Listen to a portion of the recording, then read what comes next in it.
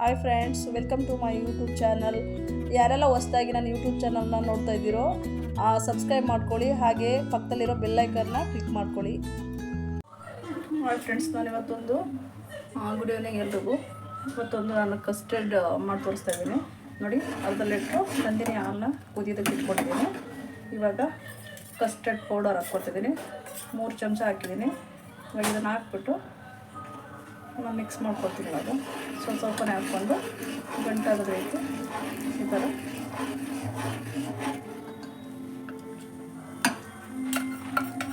Mix ಮಾಡ್ಕೊಳ್ಳಿ.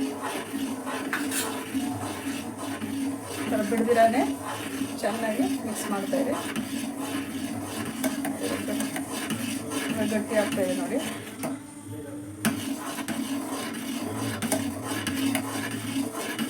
ಸ್ವಲ್ಪ ಒಂದು 5 ನಿಮಿಷ ಕುದಿಸ್ಬಿಟ್ಟು ನೀರು ಏನೂ ಹಾಕ್ಬಾರ್ದು ಫ್ರೆಂಡ್ಸ್. ಅರ್ಧ ಲೀಟ್ರ್ ನಂದಿನಿ ಹಾಲು ತೊಗೊಂಡು ನಾನು ಹಾಕ್ಬಿಟ್ಟು ಮತ್ತು 3 ಸ್ಪೂನು ಸಕ್ಕರೆ ತೊಗೊಂಡಿದ್ದೀನಿ. ಈ ಸ್ಪೂನಲ್ಲಿ, ಈ ಥರ ಸ್ಪೂನಲ್ಲಿ ಒಂದು 8 ಸ್ಪೂನು ಇಲ್ಲ 10 ಸ್ಪೂನು ಸಕ್ಕರೆ ಹಾಕಿದ್ದೀನಿ ನಾನು. ಇವಾಗ ನೋಡಿ ಗಟ್ಟಿ ಆಗ್ತಾಯಿದೆ. ಈ ಹಂತದಲ್ಲಿ ಒಂದು 5 ನಿಮಿಷ ಇದು ಮಾಡಿಬಿಟ್ಟು